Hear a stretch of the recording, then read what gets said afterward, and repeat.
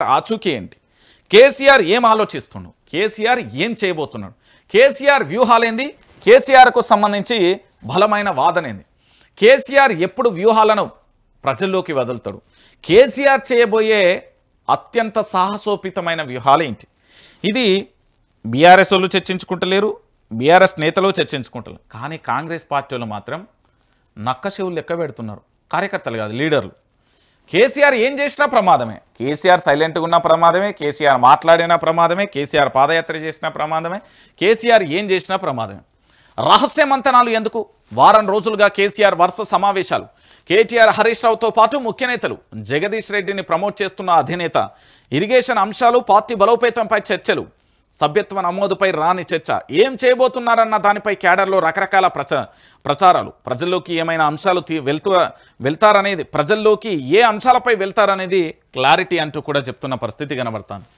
రహస్య మంతనాలు కాదు.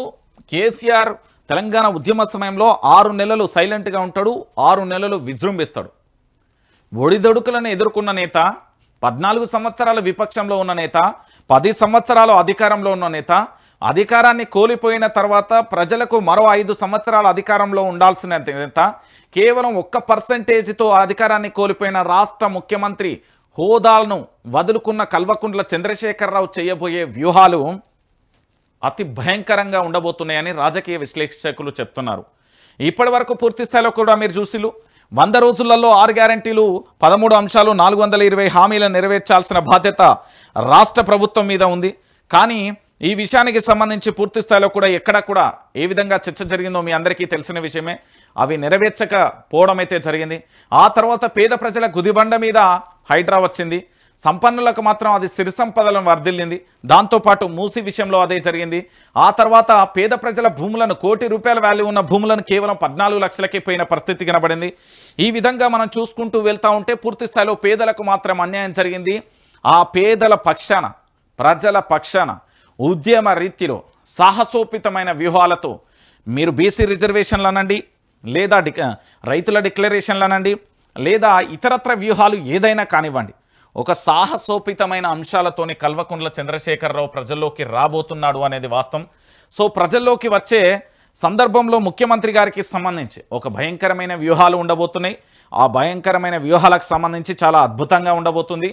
దానికి సంబంధించి ముఖ్యమంత్రి గారు ఎలాంటి నిర్ణయాలు తీసుకుంటారు అంటే, హోదాలో ఉన్నప్పుడు, ముఖ్యమంత్రి హోదాలో ఉన్నప్పుడు నిర్ణయాలు తీసుకున్నాడు కదా, ఇప్పుడు ముఖ్యమంత్రి హోదాలో ఉన్న రేవంత్ రెడ్డి ఎలాంటి నిర్ణయాలు తీసుకుంటాడు? ఎందుకంటే వ్యూహాలకు ప్రతి వ్యూహాలు ఏమన్నా చేయగలుగుతాడా, లేకపోతే ఎలా ఉండబోతుంది అనేది కూడా పూర్తి స్థాయిలో కూడా మనందరం కూడా చర్చించాల్సిన విషయం. సో ఫైనల్గా ఇక్కడ జరగబోయే చర్చ ఏంటంటే, పూర్తి స్థాయిలో కూడా తెలంగాణ రాష్ట్ర వ్యాప్తంగా జరుగుతున్న ఈ ఎపిసోడ్లలో ఇప్పటి వరకు పూర్తి స్థాయిలో కూడా మౌనంగా ఉన్నారు.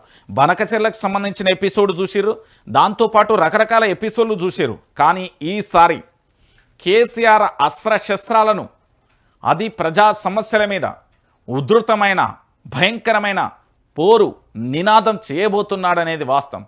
ఇక ఈ కేసీఆర్కు సంబంధించి చేయబోయే వ్యూహాలలో అధికార పక్షం, నేను చెప్తున్నా కదా, చాలా భయంకరమైన పరిస్థితిని ఎదుర్కోబోతున్నది. సో ఏం జరగబోతుంది, ఎలా ఉండబోతుంది అనేది మనం కూడా వేచి చూద్దాం.